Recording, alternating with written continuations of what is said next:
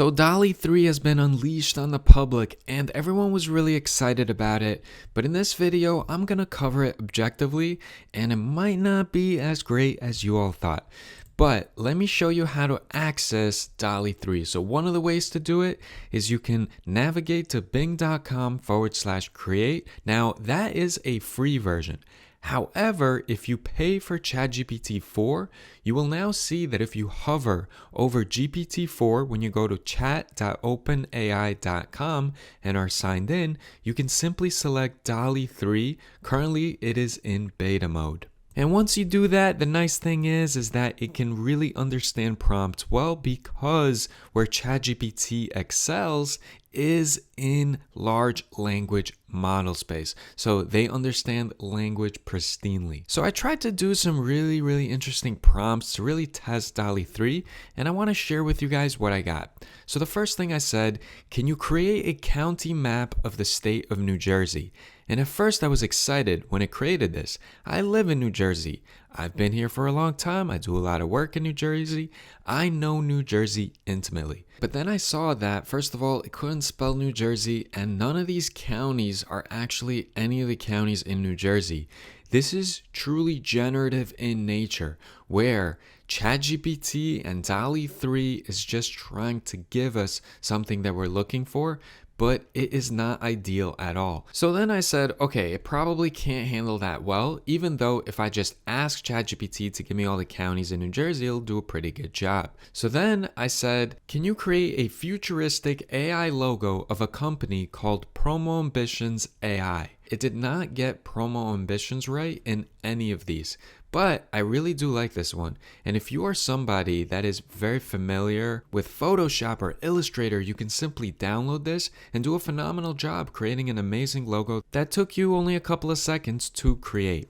One of the user-friendly aspects of DALL-E 3 is if I select any of these, on the right-hand side, it's going to tell me the prompt, which is different than what I asked it to do, but it's basically giving me a prompt that I could copy, and if I put it back into ChatGPT plus DALL-E 3, I can go ahead and get something similar to this. And again, this would be a very easy fix. In Photoshop, this is content aware fill in this selected area, and then I could just write Promo Ambitions, and this would be a pretty neat logo. So then I thought to myself, well, let's try something else and see if it's better than Midjourney and some of the other AI platforms that are text to image. So I said, can you create a photorealistic image of Elon Musk riding a horse? To which it responded, I'm sorry, but I can't create images of specific public figures like Elon Musk. However, I can generate a photorealistic image of a generic man riding a horse. Would you like to proceed with that option? So plain, so lame, so tame. The guardrails on ChatGPT are a little bit annoying, honestly.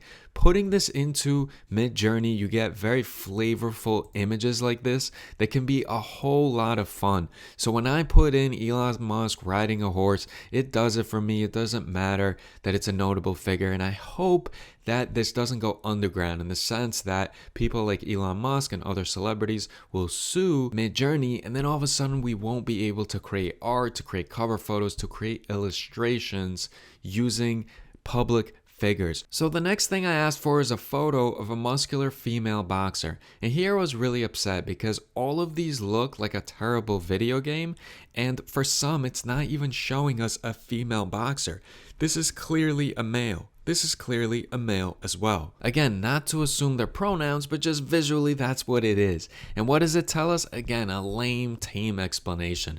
Here are the generated images of muscular female boxers from various backgrounds. Each photo captures a different aspect of their training and preparation.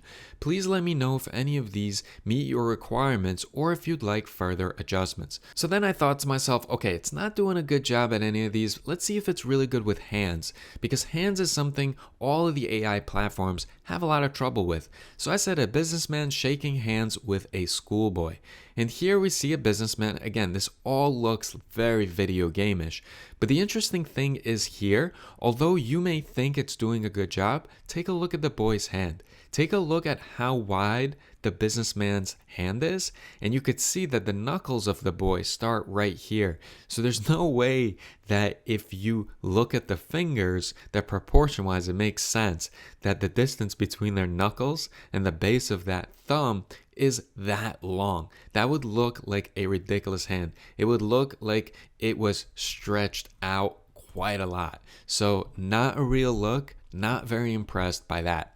So then I said, okay, well, you know what? ChatGPT understands language so well. Let me tell it to create some educational diagram of how machine learning takes place. And that would be of use to me because, again, a shameless plug, I do a lot of AI presentations in New York and New Jersey, gifted school programs, libraries, different schools, educational platforms. They hire me to create AI tutorials, and I always have to explain things like neural networks, machine learning, different types of AI, and I thought, well, maybe this is going to be helpful to me because it's going to create a really good diagram that I could use during presentations.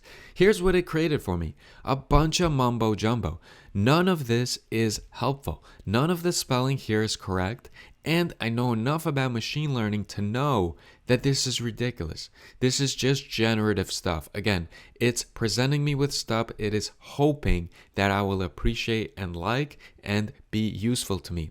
But in no way whatsoever is this mumbo jumbo useful to me. This may as well be Egyptian hieroglyphics. And it even states here, each diagram provides a unique visualization of the various stages and components involved in machine learning. Now, I'm telling you, ChatGPT, it's amazing. It solved the whole language thing. The large language model that ChatGPT is, it's phenomenal. I am not impressed with Dalle 3. And there's all these people, whenever I put out a video criticizing it, that say, Dalle 3 is amazing. It's so much better than Midjourney. I respectfully disagree. Take a look at this. I asked Dalle 3 to make a street sign in Russia that says good night in Russian. Look at this. This is not even Russian. I speak Russian, and none of this says good night in Russian, which, by the way, is spokojной ночи. Here, it's not saying that. It's trying to say доброй ночи, but it's doing a terrible job. It does not spell it correctly, and доброй ночи is the exact definition of it. Like, добрый is good, and ночи is night. But good night in Russian is actually spokojной ночи, which is like calm night. That's how people say good night. So then I said, this does not correctly use the phrase of good night in Russian. Can you recreate it, please? Here, it tries to make it spokojной ночи, but none of these are spokojной ночи. It's doing a horrendous job. So then I say, okay, let me help it out. Let me guide it. So I ask it, how do you say good night in Russian? And again, because it is a brilliant large language model, it responds with, in Russian, good night is translated as spokojной ночи. Here, it spells it correctly in Russian, and then it even tells me how to pronounce it in English, which is correct, spokojной ночи. So then I say, great, can you make a street sign that says that, please? Here's what it gives me. A bunch of mumbo jumbo. This is in no way better than what happened over here. So I was really excited when OpenAI announced that Dalle 3 and ChatGPT are coming together and they're going to work in unison, but it really gave it no direction. It was not helpful at all, even though I was conversing with it and asking for this. So again, all that is to say, I am not extremely impressed with Dalle 3. This thing that they put out that everyone was examining and were like, oh my God, it's amazing. It's showing all the instruments that they asked for in this prompt here, and look at the language here, look at the text, it's so perfect, and this is such a funny meme. It's really not replicating that when I'm using Dalle 3 beta. Maybe I'm not doing the best job, so let me know what you guys think in the comment section. Do you agree that Midjourney is still really, really great and in totality better than Dalle 3? Now, I recently covered Adobe, and Adobe's amazing when it comes to photorealism. For now, I would put Dalle 3 as number 3. I would not put it above Midjourney or Adobe just yet, but I'm curious on what you guys think. I will continue to create these artificial intelligence tutorials. Not only is it helping me learn more about the AI space, but it's helping me stay up to date because you can fall behind so quickly. And one of the things I aim to do is to be a subject matter expert in this space, continue to learn, continue to stay on top of the trends. Don't become too complacent. Even though I do a whole plethora of things throughout the daytime, my nighttime, I don't watch football, I don't watch sports. I tinker around with AI platforms and then I turn them into tutorials and then I unleash them on the masses and hopefully gets good views and keeps me motivated. I appreciate you guys for watching this video in its entirety. I'll see you all in the next one.